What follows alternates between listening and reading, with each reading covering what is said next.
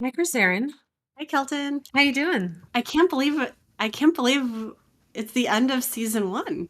I know it's hard to believe. Listeners, I don't know if you realized, but we had an end date in mind for season one, and this is it. So, This is it. yeah, we're taking the summer off, like students, and we are. We're students of our craft. Okay, we deserve a summer, except it's going to be a summer where I feel like I'm going to work harder than ever. Yeah, well, the summer of our lives is meant to be the most productive time. So I guess it Ah, tracks. yes. Thank you for that seasonal wisdom.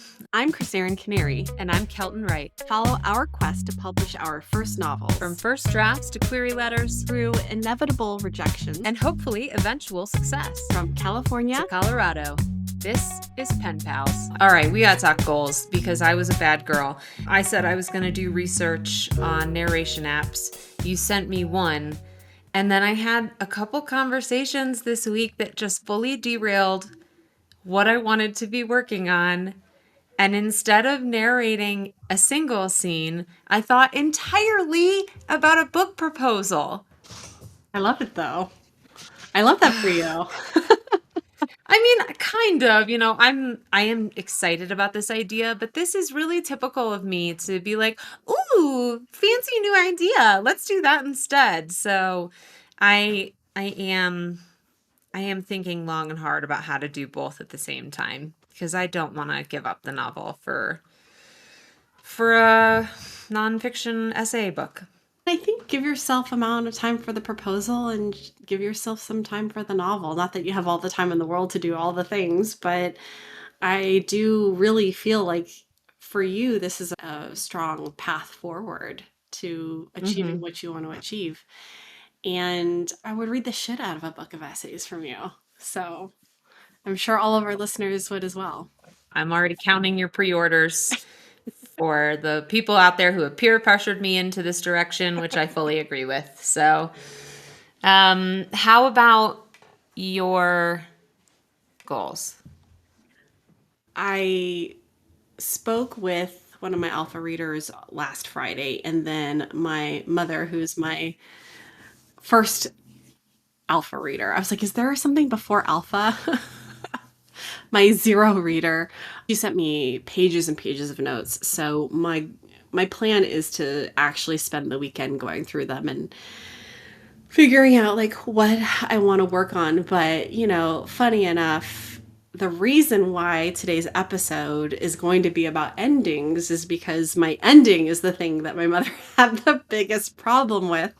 So yeah, it's something that I'm going to have to really think about and focus on. But overall this week I slept a lot, which is something that I was really looking forward to doing. And then I've been reading. I started reading the third book in the Skyland series from Kennedy Ryan, and I finally finished the series from Robin Hobb. Started the last series in this world that she's created, so I've just been doing a lot of reading and relaxing and waiting, knowing that I'm going to have a lot of work ahead of me. So, yeah. Yeah. Yeah, I have my TBR list right now is daunting. I took out a bunch of memoirs just to investigate some structure. And I just finished reading Emily Hallinan's To the Gorge, which is like a grief and running memoir. And I think I cried every single chapter. So if you want a little if you want a little crying catharsis, I highly recommend that book. But now, yeah, my reading list for the summer is out of control. It's like over a foot high. Are you going to read all of the books all the way through? Or considering No, that? if I really don't like a book, I don't finish it. But my TBR list right now consists of a few people that I know, and so I really those books I'll definitely finish because I want to support and I'm curious about their methods and their madness. But for all the books, I got a bunch of memoirs out of the library just because I want to leaf through and look at structure and see what their thing is, like why they're what their path to writing a memoir is. I, for the longest time, really just thought a memoir was like, here's where I was born. This is what my childhood was like. This is what, my 20s were like. And I was like, I just don't care. And I didn't know until later that a memoir can be like just a year of your life. It could be a month. It's like just a category that's very, very broad, and it's personal essay, basically. So knowing that I won't be bored to tears, because I just don't want to hear about anybody's like, I just don't care. I'm like, write about something that interests me. And so one book I'm really excited about is called Raising Hair, and it's about a woman taking care of a rabbit. And I was like, that is up my alley. That sounds not for me. Yeah. Yeah. Yeah, I mean, I love animal tending books, especially wild animals. And so that I was like, I think this is a book I should read. So it's at the top. I listen to a lot of memoir, mainly because a lot of memoir is read by the author. I find it really like fun to listen to audiobooks that are memoir because you get a really interesting perspective on the author when they're telling their own story verbally. Hmm. And I've like in the last year I listened to Julia Fox's memoir, which was really good. She's crazy I bet. in the best Yeah, ways. she's wild. And then Wildcat. I think that I recommended to you Young Me Mirrors, I'm laughing because I'm crying, or I'm crying because I'm laughing. Yeah. Oh, that is she is a writer, you know. Yeah. She's first and foremost a writer, and then she had this really interesting life, but it is a really interesting format. And you do wonder about a lot of people who kind of write these navel gazing accounts of their life when the things that they've done or haven't done aren't really that interesting. But the one about hiking the Pacific Crest Trail sounds really interesting, the gorge. And then, of Yeah. course, like with these famous people hearing the behind the scenes of their lives. Like I listened to Britney's memoir, read by Michelle Williams. Very well done. I heard that that was quite good. Yeah, by the end, I was like, wait, this isn't Britney reading it? Like she took on all of her vocal tics and everything. It was Oh, really cool. funny. Yeah, it was fun. Wow, weird. Would you read your own memoir? Absolutely. Yeah, I think you should. 100%. Yeah, I mean, I don't often, there is an option to include narration in Substack, and I do it every like 20 essays, probably. But when I do it, I enjoy doing it. I think it's really fun. So, yeah, absolutely. I'm going to write the book and then I'm going to narrate it. So, get ready. I can't wait. I cannot wait. Well, there were a couple things that I wanted to just touch on before we launch into our last episode. One of them was I messaged Kelton at the end of last week. So we have all of our episodes on YouTube because we record video while we are recording the audio for this podcast. And the title of one of our last episodes was The Fool, the Villain, and the Wedgie, A Guide to Better Characters. And it all of a sudden got this spike in views. And I was like, wow, our YouTube is blowing up. And then I went to the analytics on YouTube and I was like, oh, 100% of the audience is male. That's weird. I would not have expected a writing podcast hosted by two women who talk about their periods all the time to Hmm. have a male Hmm. dominated audience. And then I looked in it was like 100% of traffic was from YouTube search. And then I looked in the keywords and they were all wedgie keywords. So men searching for videos about wedgies. Oh my Is this a God. kink that I was unaware of? I mean, apparently that is so gross. That is so gross. I hate that all these horny men saw us at all. Yeah, well, you know Get out of what? here. It sucks to be them because I clicked into the episode to listen to it, and the first minute is you just describing how Woods is puking all over you. So they get what they Yay! deserve. Yeah, they sure did. You came for a wedgie and you got full on motherhood. And then speaking of men getting what they deserve or not deserve, did you hear about this book talker who got a 2-book deal without having written a manuscript at all? So I read Marie Claire piece on it. I mean, I still am not really on TikTok. I also saw that he was a former cast member of The Bachelor, and I haven't watched The Bachelor in the last few years, so I'm very behind on all of this. Will you fill me in? You know what's crazy is that I only heard about it because of people reacting to it on TikTok. And then I had to kind of do a deep dive into what was going on. And I'm surprised that people are surprised because this dude is a former Mhm. professional rugby player. I don't know how professional he was, but he's a former rugby player, some Australian dude. I think he was on the Australian Bachelor, which is maybe why you Okay. hadn't heard of him. He's a very handsome, very charming man. I've actually seen his TikToks talking about books before, and I was like, oh, how cute. And he's really into like romantasy and the things that are popular on Book Talk. I don't know why everyone's surprised. He built this huge following in like a month, like millions of followers on TikTok, and then he got a book deal, but he's also already famous. And so Yeah. I don't know why people are shocked that he would be handed a publication deal when he has a platform and people are Hmm. engaging with him, and the genre that he wants to write in is a popular and publishable genre. So, Yeah, I mean the gist I got from the article was that people were like, "Oh, cool, like all of a sudden a white boy's interested in this and he gets a book deal." But I think that they are missing the fact that he's just famous. yeah. And it's like, yeah, it is novel to have a white boy, hot one, want this. And like, of course, yeah, I would much rather have all the like underrepresented voices get the two book deal.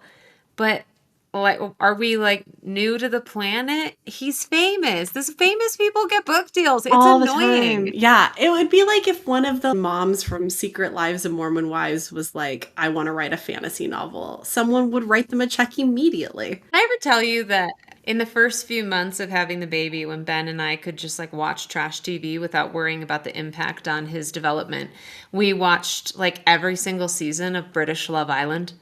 Oh, well, And that's a I classic. I That was my classic. pandemic binge And watching. I was just Googling some of those people to be like, what are they up to now? And one of them is just like a very successful romance author, and she's like 24. And I was like, bitch. And I was like, of course, though, she has a platform. That's how it I'd have goes. to just, delete my Instagram and start all over. Ugh. I can still And then remember your I'd reaction when I have, told you should do that. That I you were gonna just kill can't do me. it. I can't do it. You had like I murder in closer your to, eyes. it's murdering other people, not you. I know the realities, but I don't want to deal with them. Okay, we don't have to this in our safe little bubble of the 1 hour that we talk about books. We don't have to deal with reality. We can just like put it over there in the corner.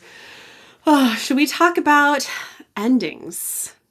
Yeah. Since this is the end of season 1, I thought Yeah. endings would be an apt topic for us to chat about. To start, I pulled some quotes about endings that I thought I could share Mm. and we can discuss. I really like this quote. John Irving said, "A good ending should be both surprising and inevitable. Something the reader didn't see coming, but in retrospect couldn't have ended any other way." I feel like John Irving should have said, I like endings that are surprising and inevitable. Something I didn't see coming, but in retrospect wouldn't have it end any other way. Listen, I agree with Mr. Irving on this. I totally agree. I like to be taken where I think the train is going. I don't like when the train goes off the rails at the end of the book and we end in the gully. That for me, I'm like, why did you do that to me? Why would you do that to me? I'm Why would you get me laughing. on this train?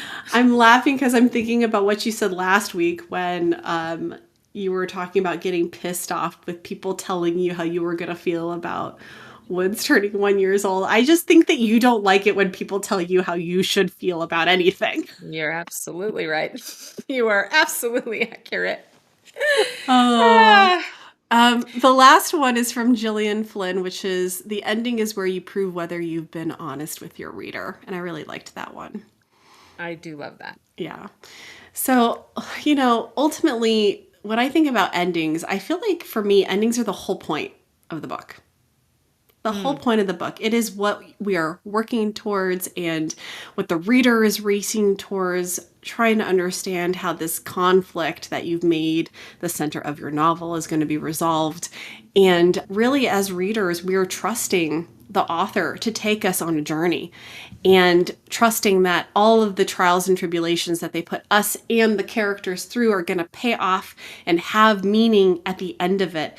And so when we're not honest with the reader, or we pull some fuck shit at the end of a book, I do think that that is when, like you, I get really angry because it is almost trying, like, again, trying to trick the reader, trying to impress upon the reader some idea that you have that you haven't earned the right to fully express by the end of the book. Does that make sense? Yeah, absolutely it does. And I think it's like, yeah, when it goes somewhere where you're like, what? That often does feel like a writer trying to like do something.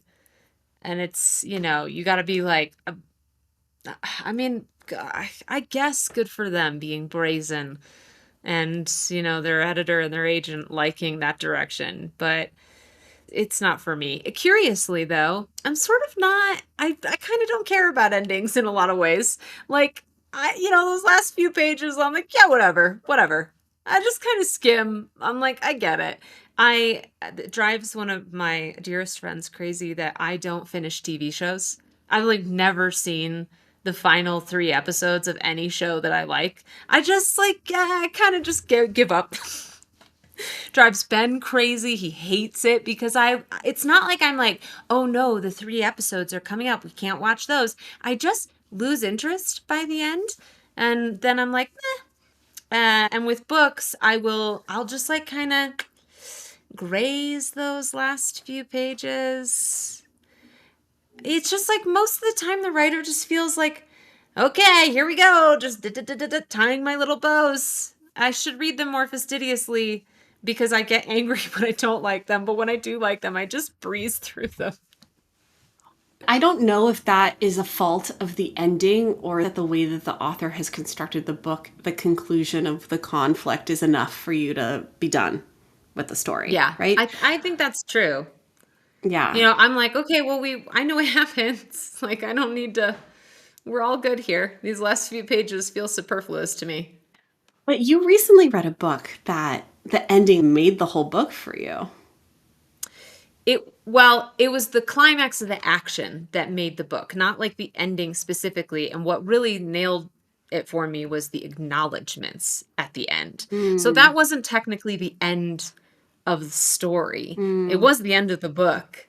But the way that T. Kingfisher wrote the action climax, all the mishaps and adventures and the way they pile on top of each other, that was what did it for me. And that was, she really jammed that into like the very tail end of the book. But even with that book, the last few pages, I was just like, okay, cute.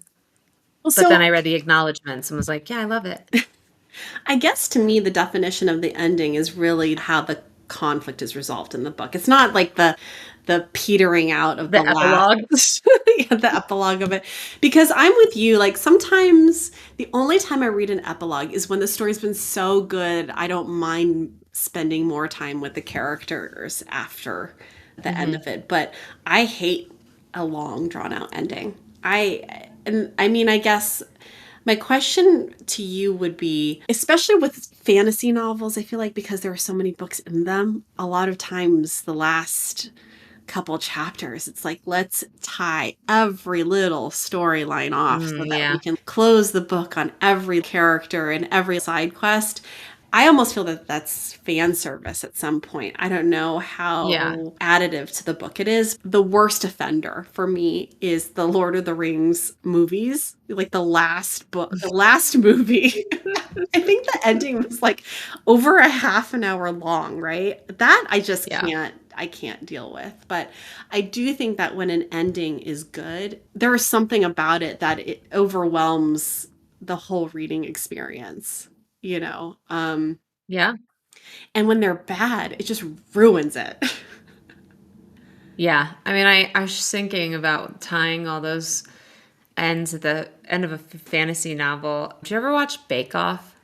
Yeah. You mean the At Great like the British Bake earlier, Off? yeah, the Great British Bake Off. At Yeah, the yeah. earlier seasons of Bake Off, at the very end of the season, they would be like, Chelsea now has a cake shop in Essex. Matthew is bringing local cakes to his orphanage every weekend. They still do It's that. just like, do they still do that? Mhm. I feel like they just were like, these people are friends now. These maybe that's just like you can't be a huge success from the Bake Off anymore. But the earlier seasons, it was always like life changing. But I did like in that way. I liked knowing what all the characters were up to. But in a book, I sort of am like, I'm like, you can leave it open for me. Maybe you'll write a book about that character. You don't need to tie them up. You can leave them out in the Netherlands, and let's get back to them in another story. Take me on a universe adventure.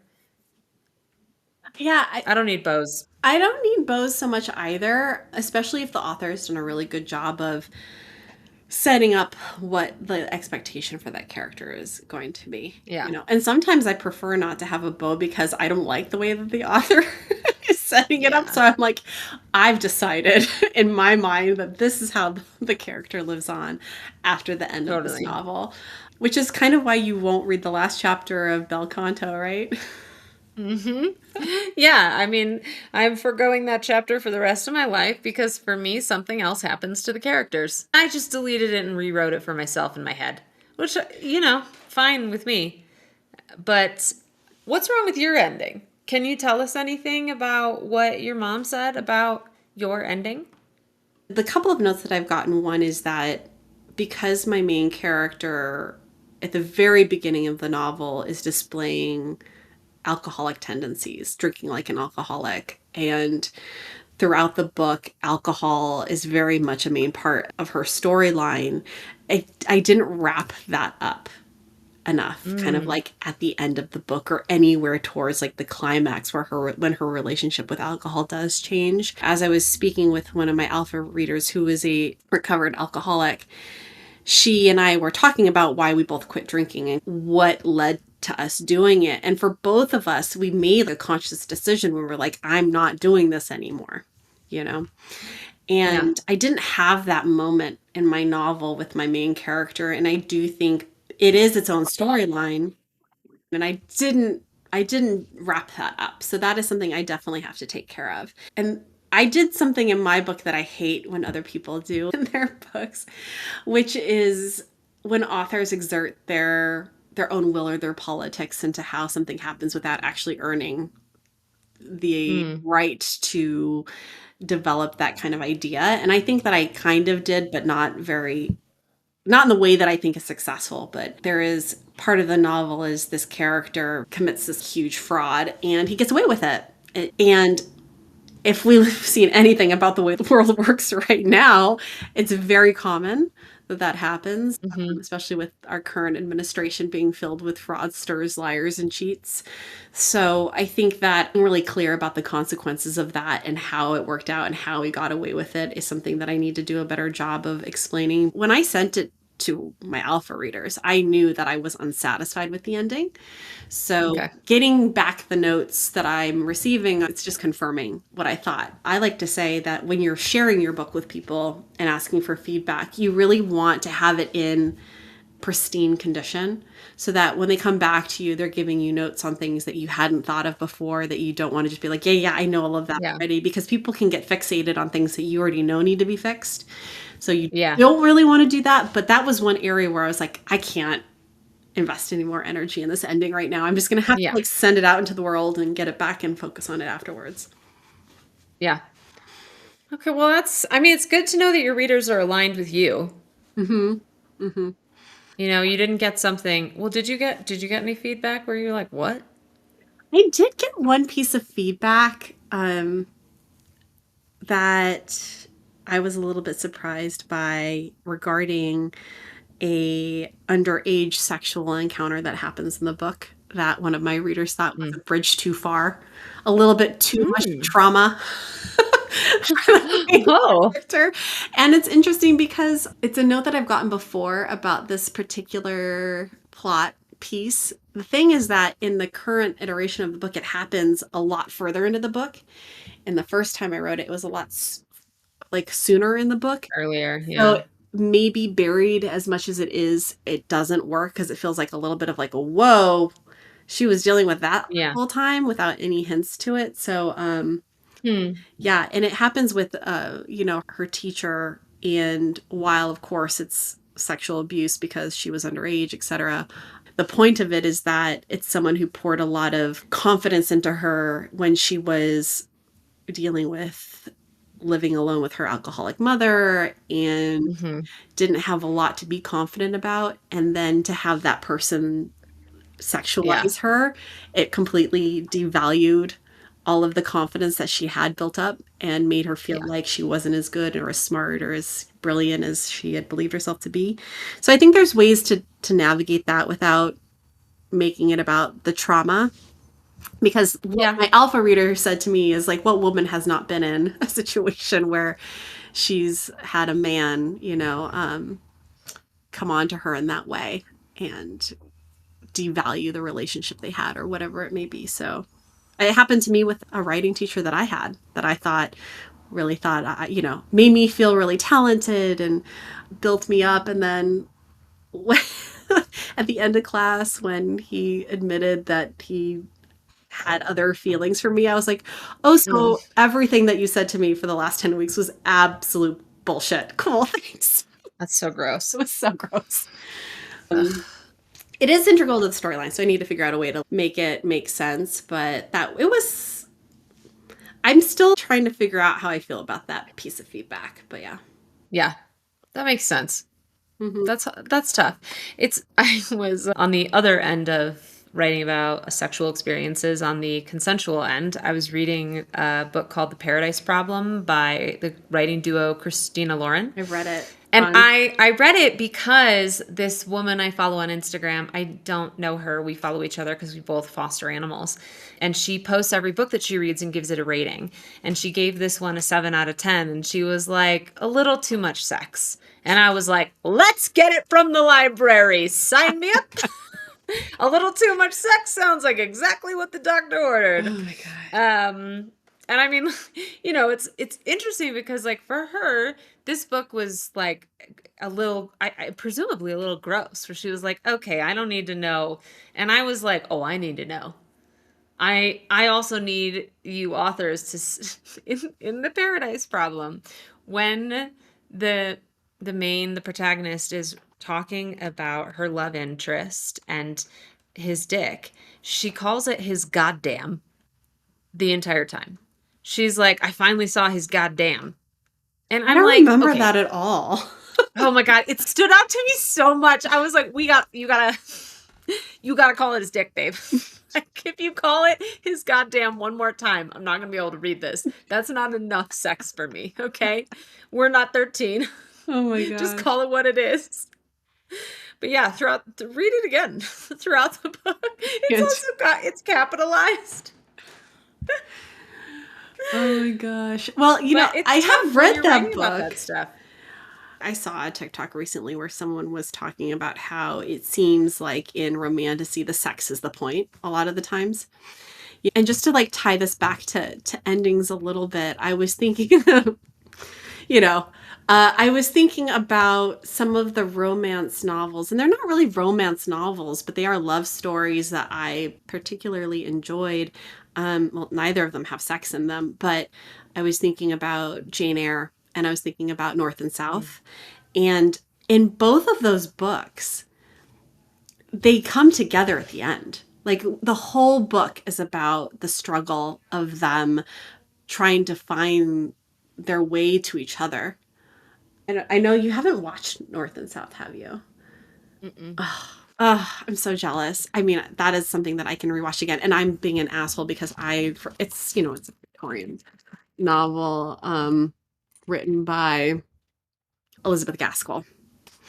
And it's about this daughter of a reverend who has to move up to the north, and they get assigned to this industrial town during the Industrial Revolution, and there's all of these cotton mills, and she gets thrown together with this very stern, very serious mill owner, and they just come from completely different worlds. She's from this beautiful southern, English town where the skies are blue and the garden is verdant and everything's blooming and life is beautiful. And she goes up to the north where it's just gray all the time and everybody's sick because they're working endless hours in the mills. And not to spoil it, but they literally get on trains and meet in the middle at the very end of the book. And they just like look at each other and get in the train. And like that is the end.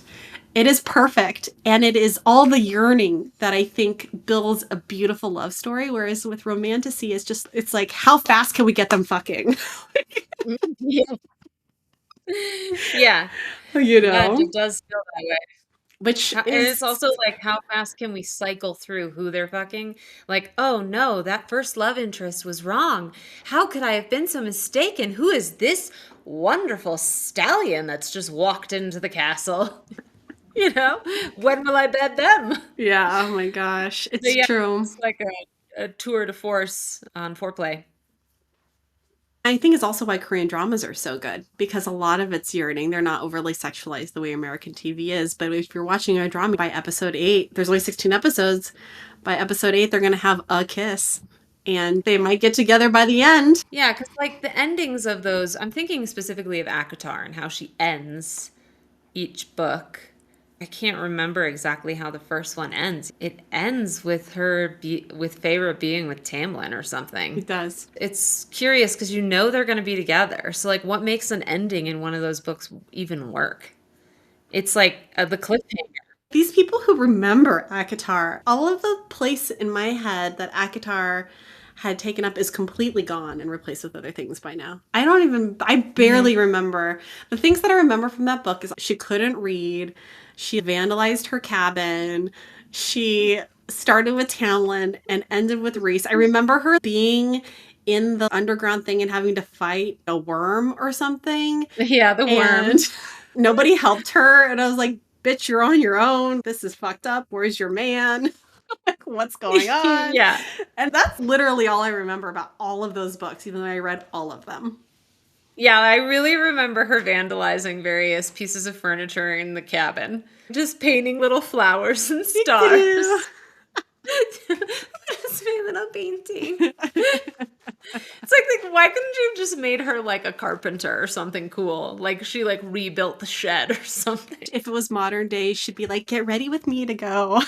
I have been thinking a lot about my ending of the novel, and because I kind of know, you know, like I know who the villains are. I know who I want to get their comeuppance. There's a couple of characters that I'm really not sure what their decision's going to be at the end. Like this book is like a book where characters have to make a decision, Mm. and it connects to the moral and the purpose of the story. And I don't think there's a wrong decision they can make, but I do think it will be interesting for the readers to see like who they really like and which way they go. And so I'm vacillating on that a lot. That's interesting. I was thinking about my speculative fiction novel, and I think that you read the initial ending. I don't think you read the new ending. Ooh. Yeah. So when I workshopped that book, my teacher Mark, he read the ending and they all read the ending and we got into workshop and he was like, why did you make that decision? Which was, I think the way Mm. that it ended initially was I had this idea that the main character like could never be impacted by this technology. Like her brain had to remain pure. And he was like, but what if she did? What if they did Yeah. like fuck with her brain? And I was like, oh, yeah. And I completely changed it. I completely changed the ending Interesting. based on that feedback and it made it better. And I do feel like a lot of times when I've gone into stories, like when we talk about pantsers versus outliners, I did have a vague idea of how I wanted the story to end. But I do think that endings are something you kind of have to like feel your way through. Because if Yeah. you're so set on it ending in a certain place, I think that you do yourself a bit of a disservice. Yeah. Which is why when I got feedback from my alpha readers about my ending, I'm totally open now. I might completely change how this book ends Yeah. and completely change how I was thinking about the resolution of the storyline. I think for the most part the train is on the right track. It just might end at a different station. Yeah. And I'm okay with that. And I think that being flexible with the ending and the beginning. Where do you start the story? When does the camera turn on and when does the camera turn off? Mhm. I think having a little bit of flexibility with that is a good thing. The story goes on for too long, or when it's like super expected where you end up, that's when I think you write a book that's not memorable or impactful. I was thinking about Blood Over Bright Haven by M.L. Wang, which I don't think you've read before, but you would love. It's No. definitely up your alley. It's a standalone fantasy series, and there is a love story in it, but it's not the point of the book. It has a not a happy ending, but a perfect ending. And that's really what I'm Mm. going for. How can it just feel completely right when you get to the end of the Yeah. book? And you're like, yes. And that's what my mom wanted from my book. She's like, I just wanted there to be one more fuck you at the end, or like gas moment. And I didn't deliver. It just kind of petered out. So that's what I'm looking for in an ending. That's what I think a good ending does for a book. I totally agree getting too married to it when you're writing the story. It just you kind of miss the trails at the end, like the different places it could take you. The reason I don't want to decide what my characters do in the end yet is because I haven't spent enough time with them. I don't know them well enough. Like I want to get through all of their trials and tribulations so that what they decide feels natural to that character and not like what I think they should be doing. Mm-hmm. Because I there is for me with the moral quandary at the end of my book, there is something I believe and I think, but not all of my characters should think that. Mm-hmm. So because it's I'm a very opinionated little brat, so only one of them gets to think what I think. Also, I think that you can prove a point about something by having your character do the opposite. It doesn't have to be perfectly what you would do in that moment. We write books because there is something that we're trying to say, and the ending is the period on the end of that sentence. But how we prove our point has to be earned. I don't think being really explicit about how we feel about things or how things should be, or like throwing our Hmm. politics into the storyline Right. really does anything for the reader. They're like, okay, you didn't convince me of that. And you didn't do it in a Right. way that signals something to my humanity. So I think that Yeah. I think that's a big struggle, actually. It's a big challenge for writers. I sort of want to make my specific belong to a side character in the end. I'll weave it in. You'll see it. But it won't be like, this is what you should do. And it probably won't be what the protagonist does. So we'll see when we get there. Thankfully, on a book of essays, an ending is much looser. Have you thought about what the framing of your book of essays would I be I about? have thought about it. I felt really out in the wind about that this week. I was thinking about it a lot until my friend Allison, who's a performance artist, listened to our last episode, Allison Tarwater, and she was like, "It's obvious." And I don't want to give away what it is because I really liked the idea that she led me toward. There is one framework that I'm currently pursuing right now. But that's also why I took all those books out of the library and ordered a bunch of books is so that I can see what other framework is so I can kind of shake some things loose in my head to see what comes out. It's tough, you know? It's like a lot of it is okay, well, I could write about moving to a cabin in the woods. But like at the end of the day, like I go buy my groceries, I watch YouTube. I don't really live, to me, in a cabin in the woods. It is a log cabin, it is in the woods, but I feel like I'd have to like move out to the mesa and build a yurt to have that type of story. Off grid So lifestyle I'm or something? just earn it a little more, but maybe that's just not the framing. And then I have to remind myself that where I live, when I do go to the town where I get groceries, there's a lot of people there who look at where I live and are like, "You're crazy." And so if all of LA was reading about where I live, most of them would be like, "Yeah, you're crazy."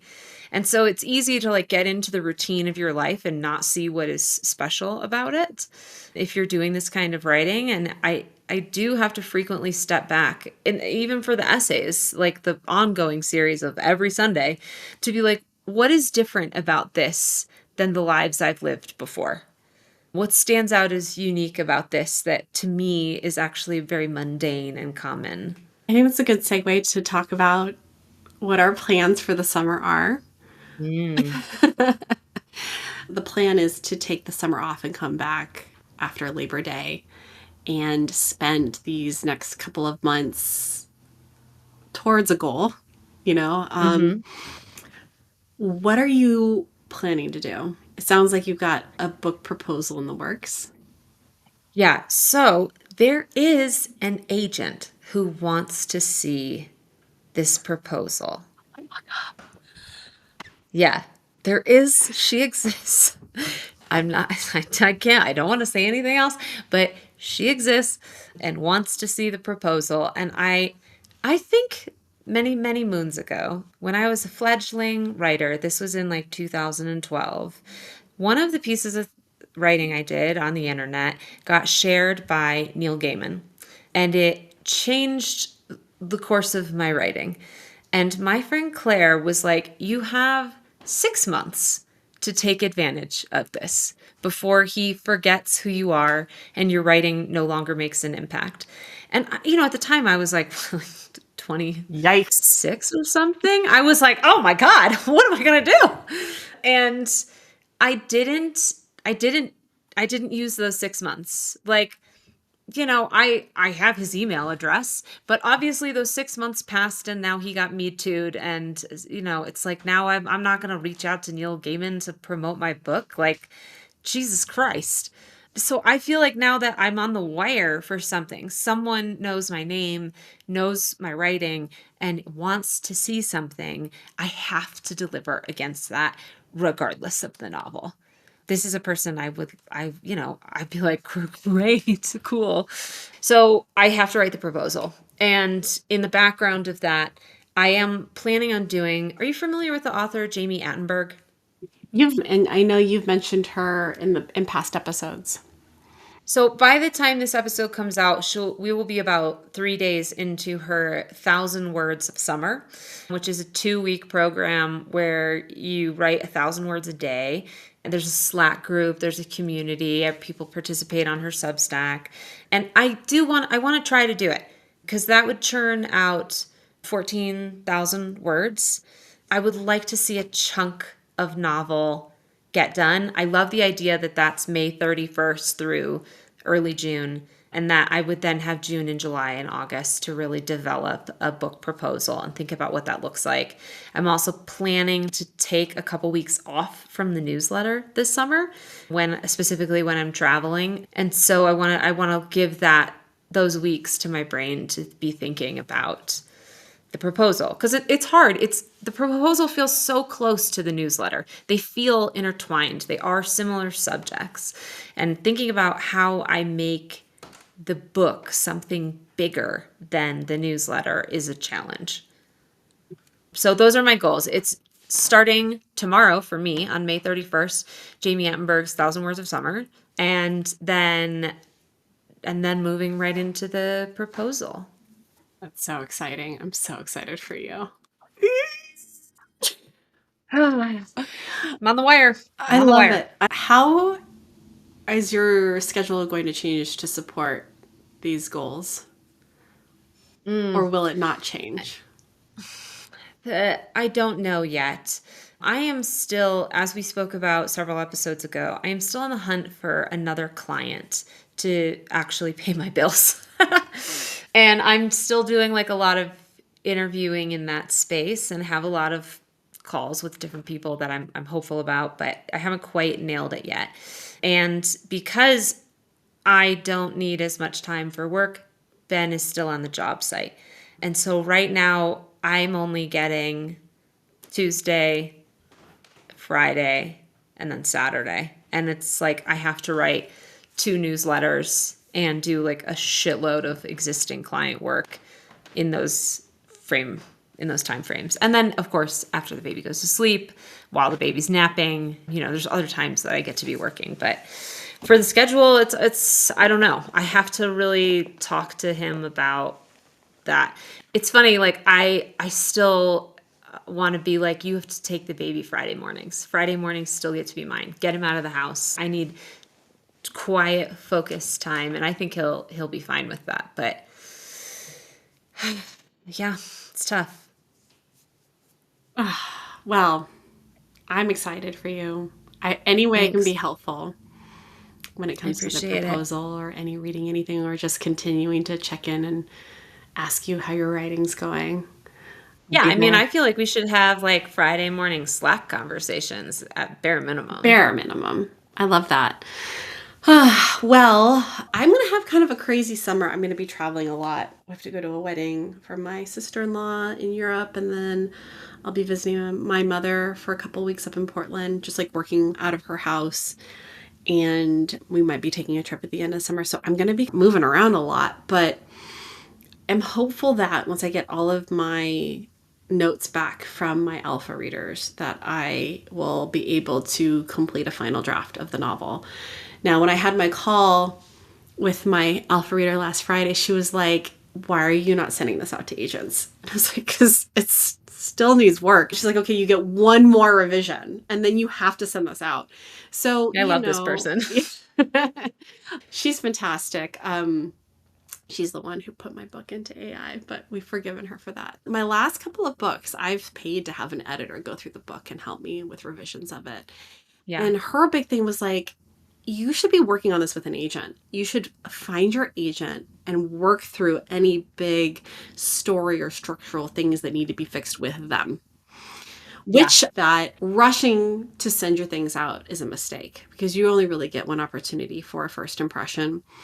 And it has to be undeniably good. It has to be so good that they can't say no to you. And you also hear about the fact that, like, when you are querying agents, a good agent, we talked about this last week, a good agent should want to help you make your book better. You guys should be coming Yeah. together and working on the book before you send it out to pitch.